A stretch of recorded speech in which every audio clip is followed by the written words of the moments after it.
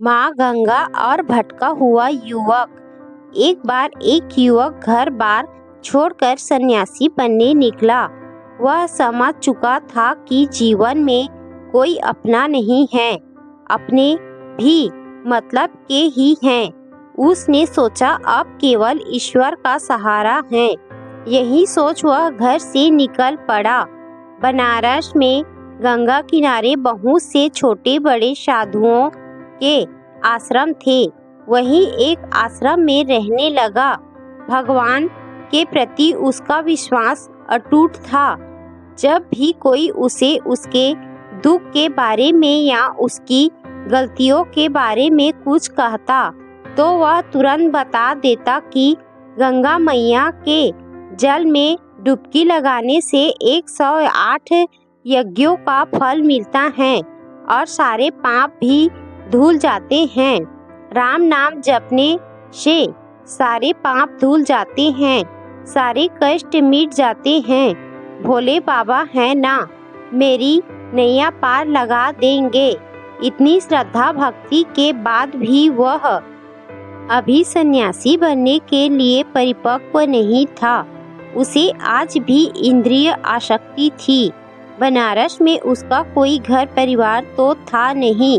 उसने इंद्रियों पर विजय भी प्राप्त नहीं की थी।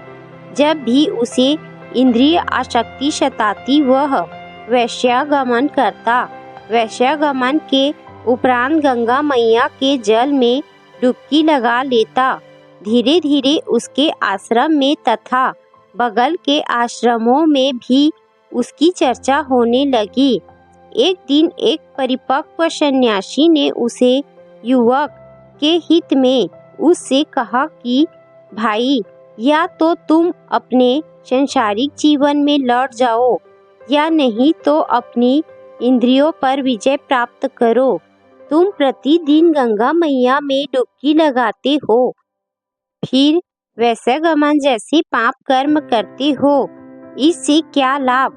आगे उस सन्यासी ने कहा, तुम्हारे जब अग्निहोत्र के सारे पुण्य क्षण भर में शून्य हो जाते हैं, ना तुम्हें अपनी इंद्रियों पर विजय प्राप्त हो रही है, ना तुम अपनी आत्मा को मलिन होने से रोक पा रहे हो, ऐसे संन्यास आश्रम का क्या लाभ?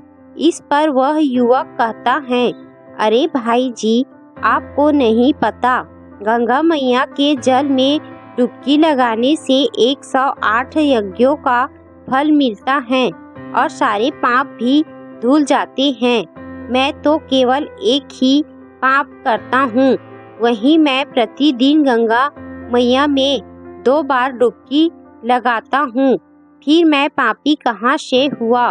यह कहकर हंसता हुआ चला गया। अपने वरिष्ठ सन्यासी की बात भी पूरी नहीं होने दी।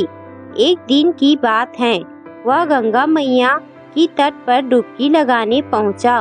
वहां एक 12-13 वर्ष की बालिका वस्त्र धो रही थी। उसे देख उस युवक ने सोचा, यह बालिका चली जाए तब मैं नहाऊंगा। परंतु वह बालिका जाने का नाम ही नहीं ले रही थी। तब उस युवक ने उस बालिका को देखना चाहा कि आखिर वह कर क्या रही है। जब उस युवक ने बालिका को देखा तो चिढ़ गया। वह बालिका एक सफेद वस्त्र को रगड़ रगड़ कर साफ कर रही थी।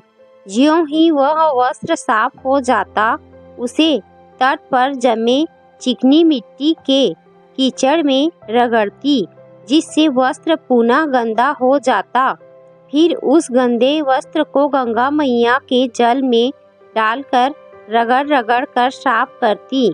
कुछ देर तक तो युवक ने सब्र बांधा। कुछ समय पश्चात युवक ने क्रोध में आकर कहा, मूर्ख बालिका, यह क्या कर रही हो? समय और सामर्थ्य दोनों ही नष्ट कर रही हो। यदि इस कपड़े को गंदा ही करना है तो साफ क्यों करती हो? और यदि इसे साफ ही करना है तो पुनः कीचड़ में क्यों डालकर रगड़ती हो? यह सुनते ही वह बालिका एक स्त्री में परिवर्तित हो गई। फिर क्रोध से भरी उस महिला ने जोर से बोला, अरे मूर्ख, यही तो मैं तुझे समझ रही हूँ कि तू अपना समय और सामर्थ्य दोनों नष्ट कर रहा है। यदि तुझे पाप कर्म ही करने हैं तो आकर मेरे स्वच्छ जल में उन्हें धोता क्यों है? यदि मेरे स्वच्छ जल में सारे पाप कर्म धो देता है तो फिर पुनः जाकर पाप कर्म करता क्यों है? युवक सीधा माता गंगा के चरणों में गिर पड़ा। रोता हुआ बोला, माता, मुझसे गलती हो गई, मुझे क्षमा कर दो। अब मैं जिस पाप को धो दूंगा उसे पुनः नहीं दोहराऊंगा। फिर माता ने उसे सही रास्ते पर लाने के लिए कहा, सुनो बालक, मैं तेरी डुबकी पर तेरे पाप धुल दूंगी, परंतु जानबूझकर तूने यदि अपने इंद्रिय सुख के लिए वही पाप कर्म फिर से किया तो तुझे अपने ही जल में समाधि दे दूंगी। यह कह गंगा मैया अंतर ध्यान हो गई।